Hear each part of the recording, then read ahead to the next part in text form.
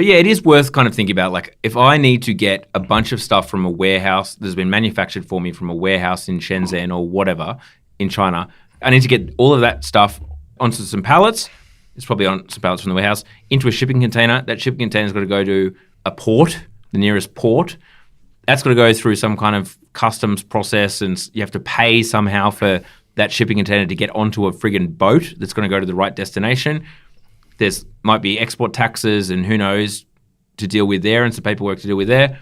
It's got to obviously go across the ocean, arrive in a port in a different country that has different taxation, it's got different laws and regulations and systems, and then somehow get onto a truck from the boat onto a truck that's somehow going to deliver it to you. There is some complexity there, and obviously there's a bunch of paperwork and there's a bunch of different regulations in different countries that needs to be dealt with.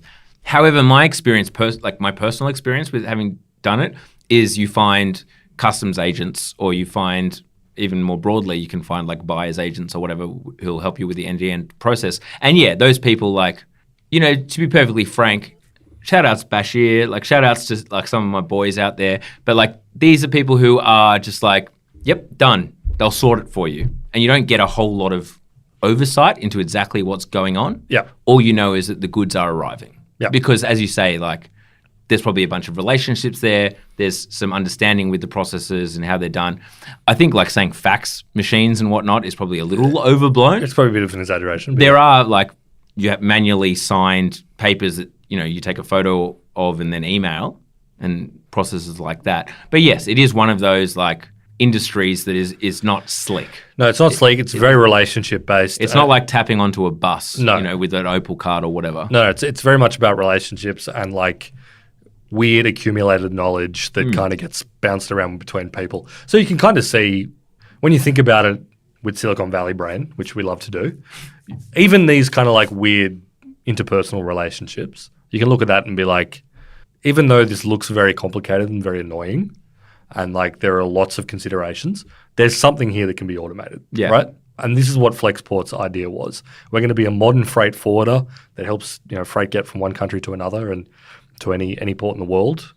But we're going to digitize it, so we're going to make it easy to track your pallets and your containers. We're going to bring all these weird processes onto like a cloud platform to give full visibility and digitization. It was kind of like, you know, started in 2013, definitely very much in kind of like the Uber-ish model, where it's like we are going to be not necessarily the Uber for freight, especially now that Uber has its own freight business, but we're going to think like that. We're going to come into an industry that's got all these... Well, I think they used to refer themselves as the Uber of the sea. Yeah. And they're obviously much bigger than just like ships now, but like they did used to think of themselves as, you should be able to basically open an app and just order a shipment and then track it across the water. You'll see it like a cute little map with like the boat with your stuff on it and where it is right now, and then what's happening with it and blah, blah, blah, blah, blah. Yeah. And Ryan Peterson is very much in the mold of like a Travis Kalanick of Uber in terms of like personality as a founder. Yeah. He's a very kind of like aggressive, forward... Travis Kalanick doesn't necessarily tweet a lot, but Ryan Peterson tweets a lot. And he's very much in that kind of political mode. If you listen back to our politics episode about like the new generation of Silicon Valley politics brains, he's very much one of those guys, always tweeting about political subjects. But anyway, so Flexport was kind of like chugging along doing this for a while. And the best thing that could ever happen for them happened. Exactly. 6 million COVID deaths. Okay, it wasn't that many.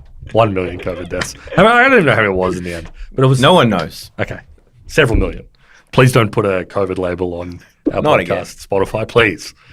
That happened. One of the big effects of COVID was it absolutely... COVID sort of kicked the tires of a lot of institutions. COVID did. Some of which responded better than others. You know, our entire information ecosystem, not very well. I give that a thumbs down on the COVID stakes. But also the shipping industry. You probably remember that time you were sitting at home ordering yourself a brand new MacBook or whatever you were buying pallets and pallets of dog food from a factory in China. And it was taking a long time to come because for a multitude of reasons. Yeah, maybe you're trying to buy a new washing machine. Yeah. And although that chip crisis is... If you're listening to this, you are not subscribed to Down Round Premium. If you were subscribed to Down Round Premium, you would be getting a second episode a week. You wouldn't be hearing this. You wouldn't be hearing any other ads either. If you go to downround.net, you can sign up right now, get access to the whole back catalogue, extra episode a week, no ads, $7 a month. Pretty good deal, James. Spectacular deal, Ralph.